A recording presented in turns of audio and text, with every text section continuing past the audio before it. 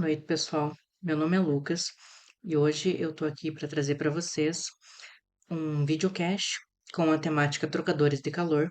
Eu sou aluno do curso de Engenharia de Bioprocessos e Biotecnologia pela Universidade Tecnológica Federal do Paraná e essa temática está presente na disciplina de Operações Unitárias 2 do curso de EBB. Basicamente, então, o que são trocadores de calor, para que eles servem e onde eles são aplicados? Aqui na imagem a gente tem um desenho bem simples de um trocador de calor. Esse aqui é o modelo casco e tubo. É claro que existem mais modelos, tanto desse quanto de outros, e a aplicação do trocador de calor em si e do seu modelo dependem justamente do processo a qual eu estou querendo mudar a temperatura de determinados fluidos. Então, basicamente, conforme o nome já diz, um trocador de calor, ele consiste em um dispositivo térmico na qual ele vai colocar em contato, podendo ter ou não mistura direta entre dois ou mais fluidos. E a função dele é justamente ou aquecer ou resfriar dois ou mais fluidos. E as aplicações hoje são diversas. A gente tem tanto na indústria química quanto na indústria farmacêutica ou até mesmo alimentícia, em processos de pasteurização do leite, por exemplo. Ou também na indústria nuclear. As usinas nucleares utilizam dois trocadores de calor para poder trazer energia para sua casa. Mas então, como que se deu o processo de descobrimento dos trocadores de calor como conhecemos hoje? A gente sabe que antigamente os povos eram nômades. Isso porque as pessoas, a humanidade, no caso, conseguiu se estabelecer em grandes civilizações a partir do momento que o ser humano dominou três pontos fundamentais para a sobrevivência da espécie, que foi o descobrimento do fogo, a domesticação de animais e o domínio de técnicas de agricultura. Até então, as pessoas viviam conforme mostra na imagem. As, as civilizações formavam pequenos assentamentos, que na verdade não chegavam a ser as civilizações, eram povos mesmo, povos nômades, que formavam pequenos assentamentos próximos a lagos e rios, dada a disponibilidade de água e dada a disponibilidade de alimentos. A partir do momento que a vida naquele pequeno círculo ali entre rio, lago e alimentos provenientes da natureza acabava, os povos nômades então se mudavam. Depois que a humanidade descobriu e aprendeu como lidar com esses três fatores que eu citei, houve então a criação das grandes civilizações e dos povos antigos. Essa imagem aqui, ela demonstra como os povos romanos faziam para se aquecer.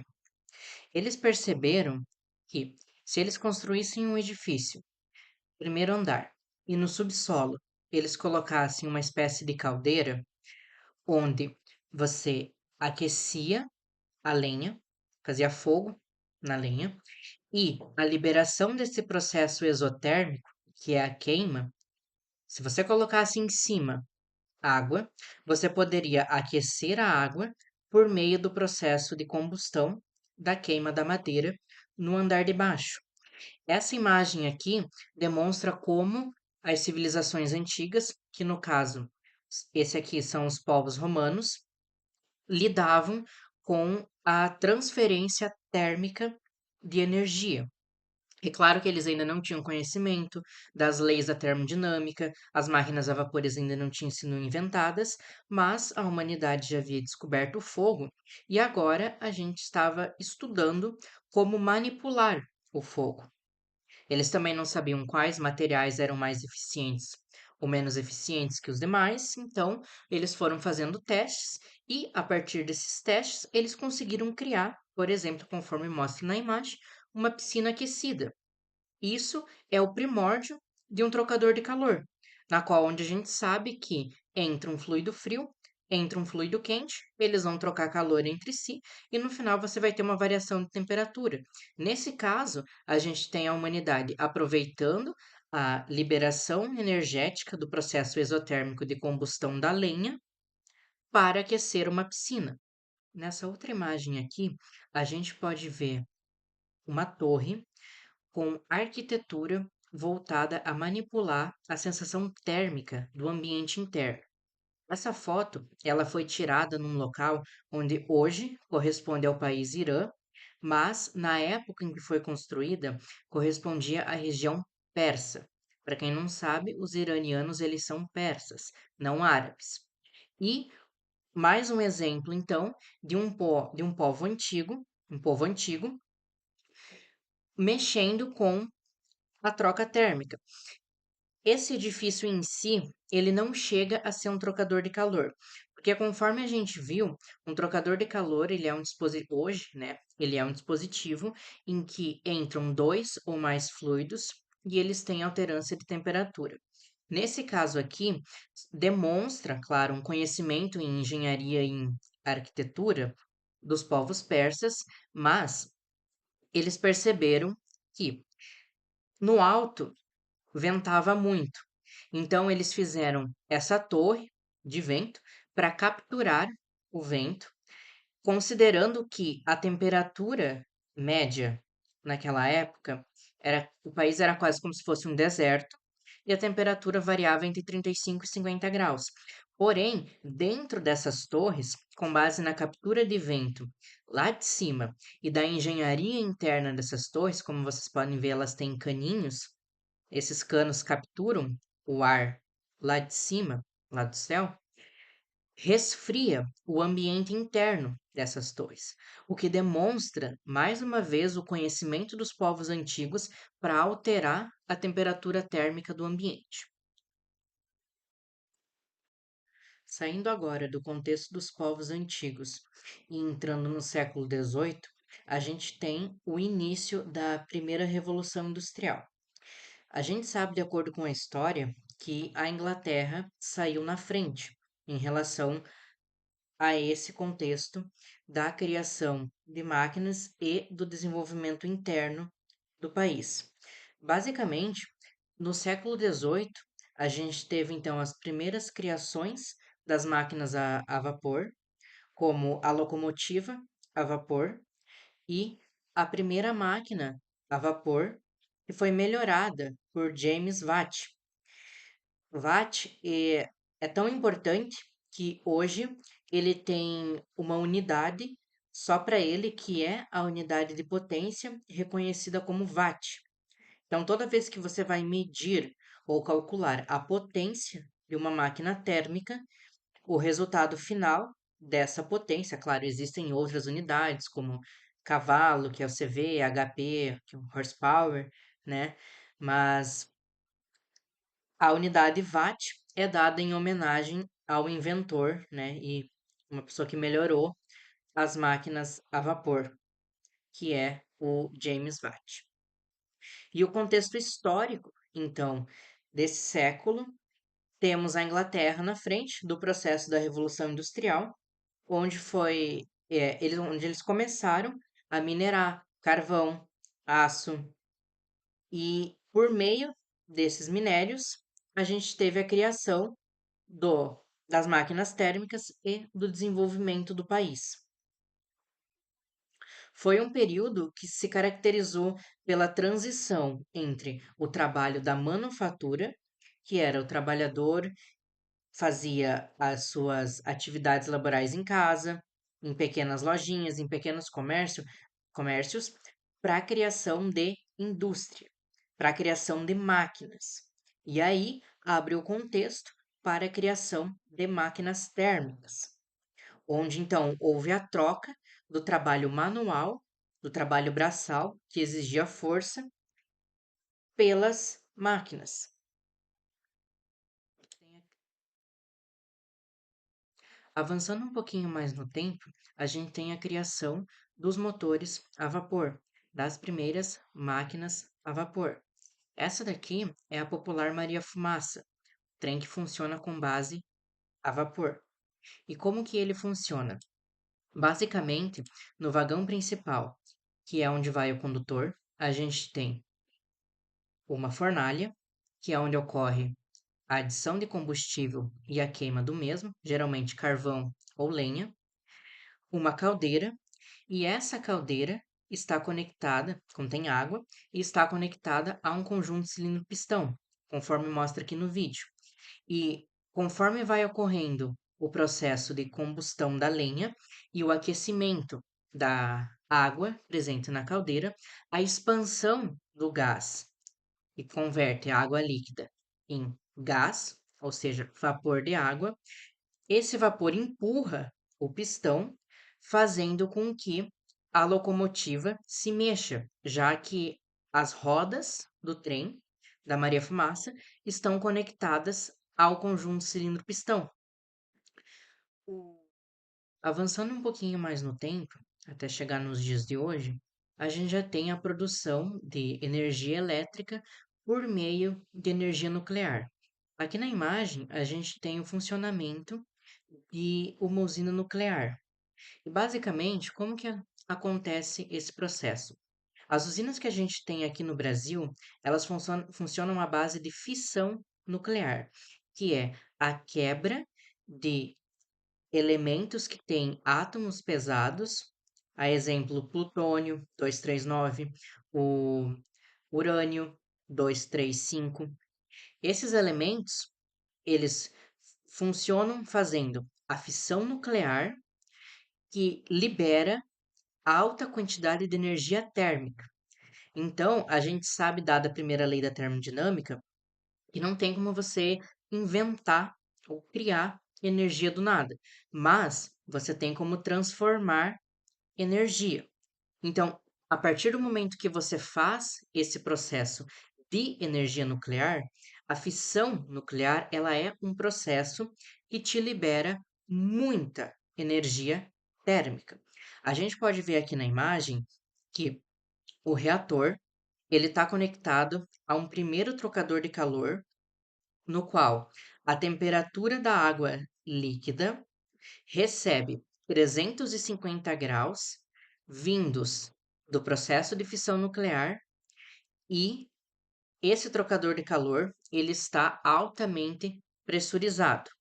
Quando a água em alta pressão e alta temperatura, a água líquida, recebe essas condições do processo nuclear, ela se torna vapor superaquecido. A gente tem duas classificações para o vapor. Ou ele é vapor saturado, ou ele é vapor superaquecido.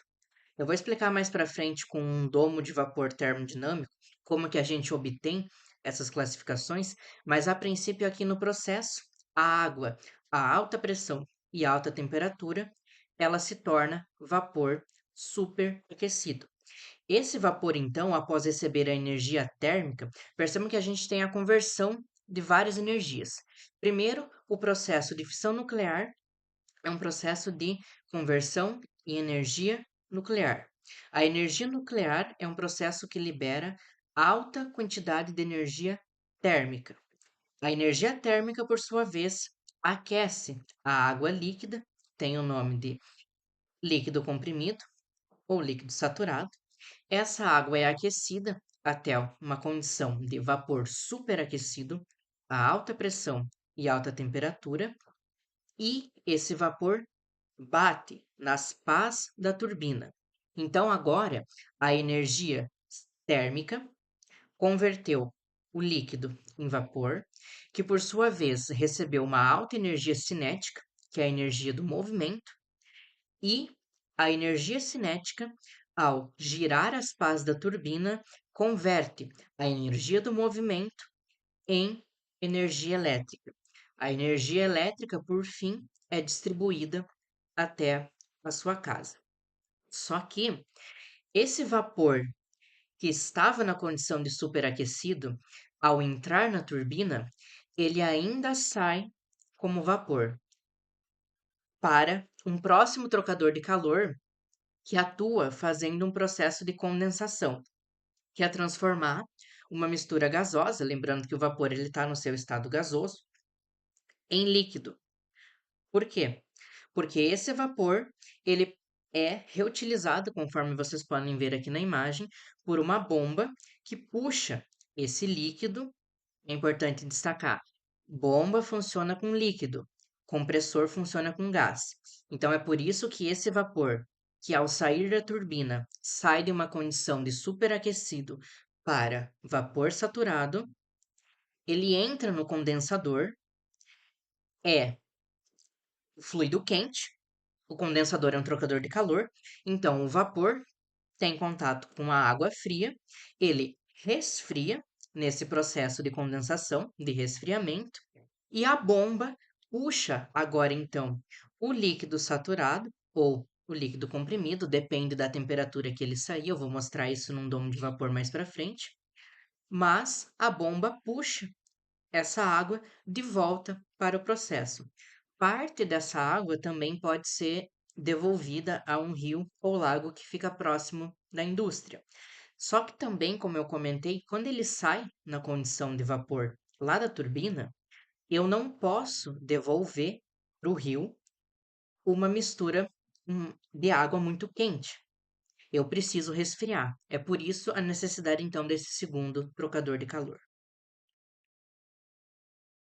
Esse daqui é o popular domo de vapor termodinâmico, que eu havia comentado quando eu estava mostrando o processo de obtenção de energia por meio da fissão nuclear.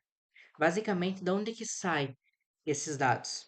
Quando você está tratando com água, você tem tabelas termodinâmicas que lhe darão algumas informações com base em propriedades que você conhece do sistema. A gente está acostumado, por exemplo, do ensino médio, a ter a saber, no caso, que água líquida, quando você aquece a temperatura de 100 graus, a pressão de 1 atm, que é mais ou menos 1,014 bar, essa água ferve e se torna vapor. Então, aqui a gente tem um diagrama termodinâmico, modelo T por V, onde do lado, no eixo Y, eu tenho a temperatura e no eixo X eu tenho o volume específico da água. Conforme a gente pode ver, quando a água está a 100 graus e 1 bar de pressão, 1 atm, que é a temperatura normal que a gente vive, eu tenho a transição da água de líquido comprimido para líquido saturado, que é o momento em quando ela está próxima ali do ponto de vaporização, até o momento em que ela se torna vapor saturado. Só que as minhas condições de processo ali na usina nuclear eram 350 graus de temperatura e, segundo a literatura, a pressão que chega dentro de um reator nuclear pode ser equivalente a 159 bar. E aí, como vocês podem ver ali no ponto, a linha que cruza gráficos de temperatura por volume específico são linhas de pressão. A essa pressão e a essa temperatura, eu não tenho o meu pontinho da água ali embaixo, onde está vapor saturado. Porque a condição de vapor saturado é uma condição a 1 bar e 100 graus. A condição do meu processo de obtenção de energia por meio da fissão nuclear me libera 350 graus, então o meu pontinho está ali para cima, a 159 bar. Isso é muito acima, muito mesmo, é até difícil representar num diagrama termodinâmico. Mas isso coloca o meu pontinho na condição de vapor superaquecido. Esses dados, eles vêm prontos para vocês, conforme você consegue considerar as condições do processo em tabelas termodinâmicas, conforme eu mencionei. A fonte que eu usei para fazer esse diagrama de temperatura por volume, com linhas de pressão que cortam o meu domo de vapor, é o livro do Moran, que é o Princípios de Engenharia.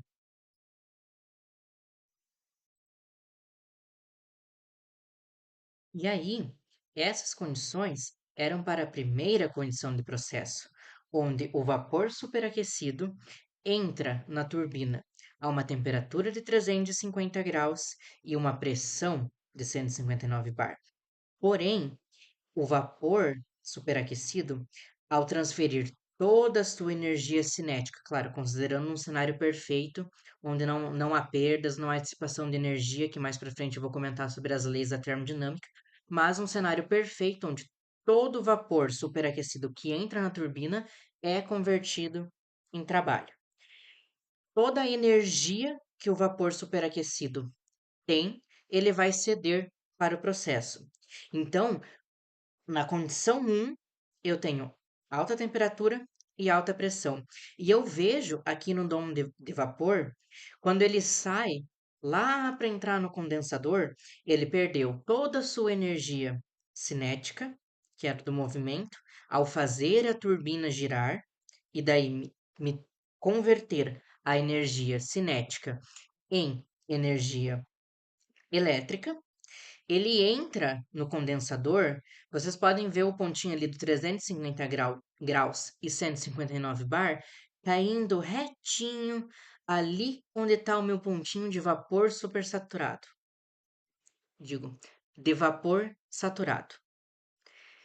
É ali que está as minhas segundas condições de processo. E aí, quando esse vapor saturado entra no condensador, ele sai a líquido comprimido ou líquido saturado, dependendo da eficiência do meu trocador de calor, para ser puxado pela bomba para entrar novamente no processo de fissão nuclear. Vamos dar uma olhada agora em como obter o mesmo resultado do diagrama anterior, porém usando uma representação diferente. Eu tenho dois modelos de diagramas termodinâmicos. O primeiro que foi apresentado, ele continha no eixo Y a temperatura. Nesse modelo agora, a gente tem no eixo Y a pressão. Então, quem corta, melhor, as linhas que cortam um domo de vapor, que é P por V, são linhas de temperatura. Veja que para as minhas primeiras condições de processo, a gente tem 1 bar, agora ali do lado esquerdo, e a temperatura de 100 graus. A gente obteve o mesmo resultado que foi obtido anteriormente. E quando a gente olha então para a minha primeira condição de processo, a pressão de 159 bar e a temperatura de 350 graus Celsius, a gente também obtém que o meu pontinho está ali no lado direito do diagrama de fases, ou seja, ele está na condição de vapor superaquecido. Lembrando, não tem como eu obter um resultado X no modelo T por V e for procurar esse resultado no modelo P por V e eles darem diferentes. Se eu estou tratando do mesmo processo, independentemente do diagrama que eu utilizo, eles têm que dar igual. Agora vamos analisar a segunda condição de processo. Ele perde a pressão, ou seja, a sua energia cinética, a pressão e a temperatura, e ele cai retinho ali no meu segundo pontinho de vapor saturado. Então, note que os resultados obtidos foram idênticos.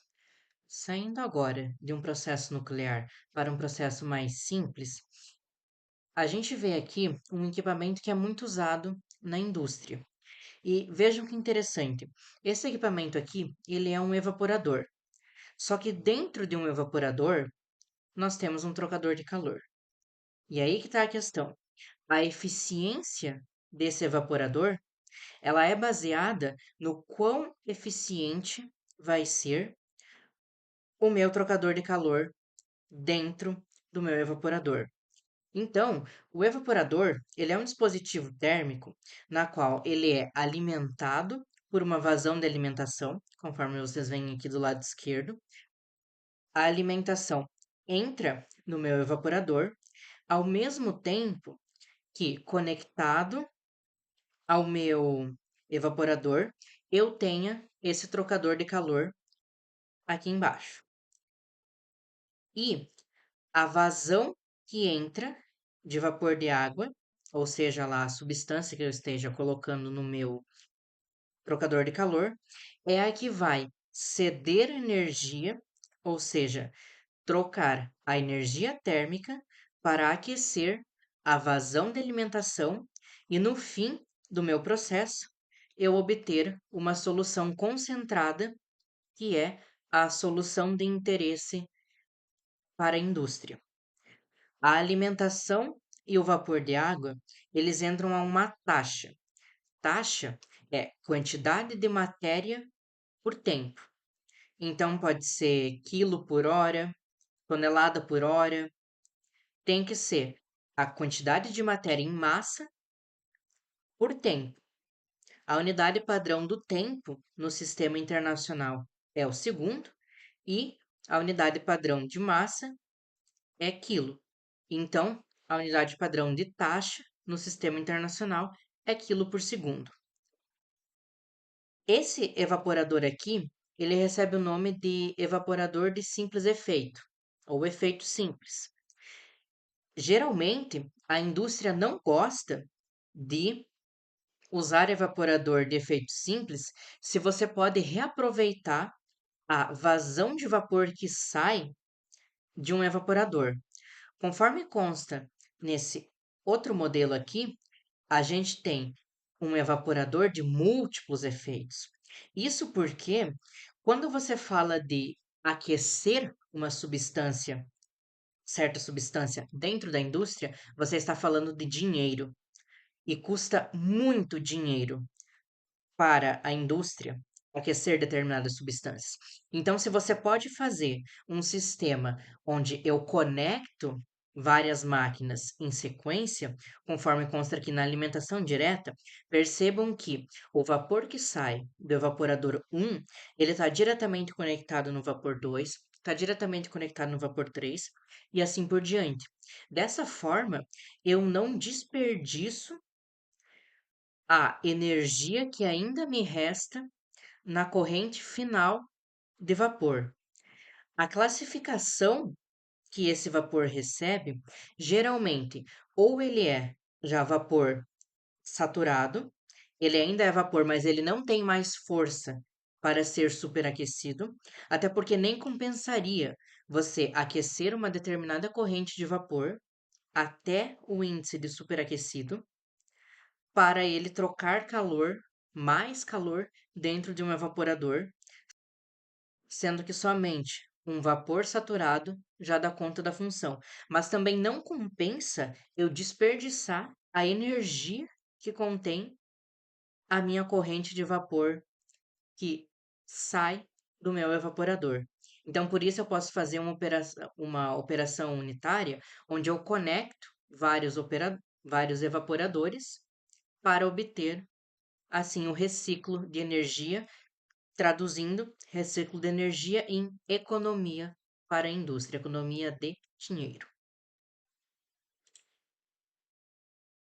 Abordando agora o conceito térmico das leis que regem todos esses processos que a gente viu de termodinâmica, a gente tem a primeira lei da termodinâmica, que diz respeito à conservação de energia em um sistema. Basicamente, a fórmula com que ela é expressa é igual a Q é igual a ΔU mais W. O Q, ele é a quantidade de calor trocada expressa em Joule, que é a unidade de energia. ΔU, toda vez que eu tenho um delta na frente de algo, eu estou expressando variação de alguma coisa. Nesse caso aqui, o ΔU, ele é igual à variação de energia interna, também em Joule, mais o trabalho.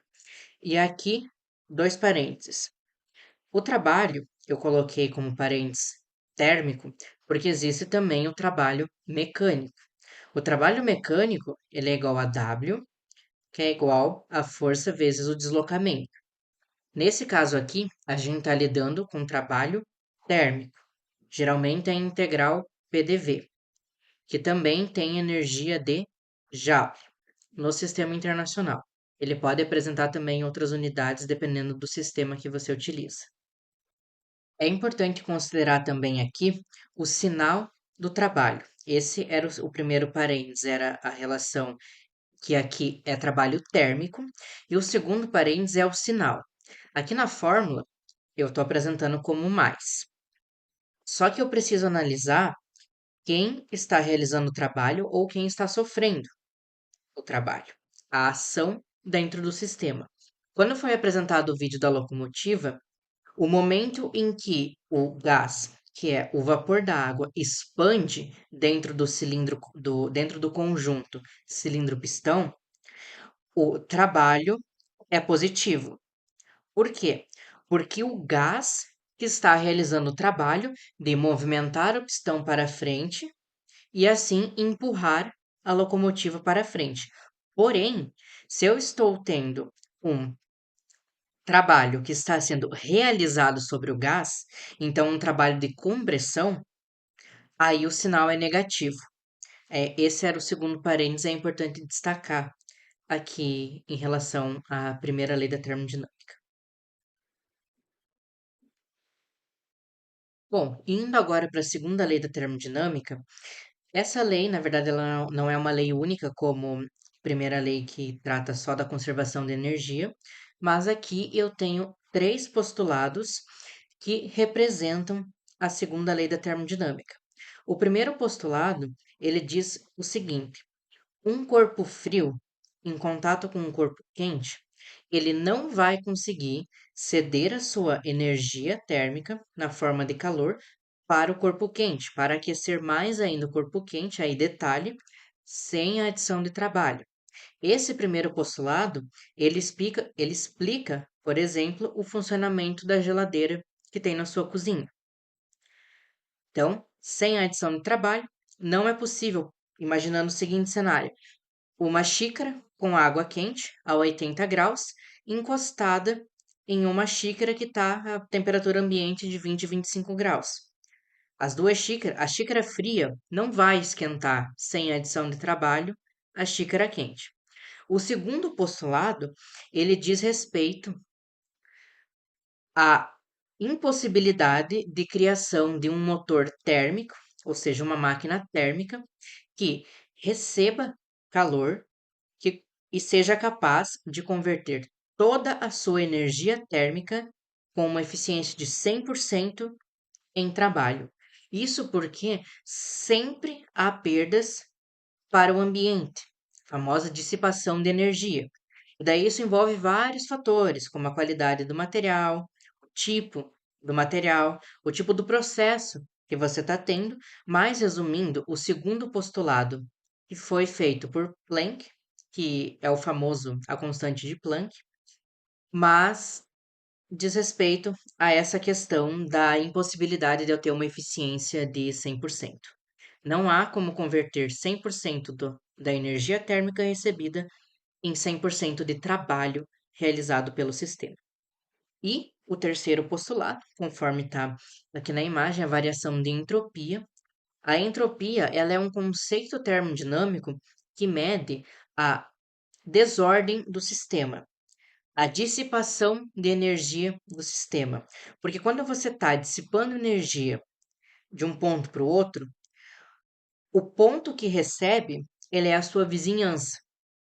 Em um conjunto cilindro-pistão, por exemplo, e eu considero que não há essa dissipação de energia, então também não há variação de entropia. Primeira lei da conservação de energia, se eu estou lidando com um conjunto cilindro-pistão, eu posso ter aumento da entropia, porque eu estou aquecendo ou resfriando o sistema, ou a igualdade da entropia. A entropia para um conjunto cilindro-pistão, observando a primeira lei, ela pode tanto aumentar quanto se manter igual, mas ela nunca pode abaixar, porque não há dispersão de energia para as vizinhanças do sistema.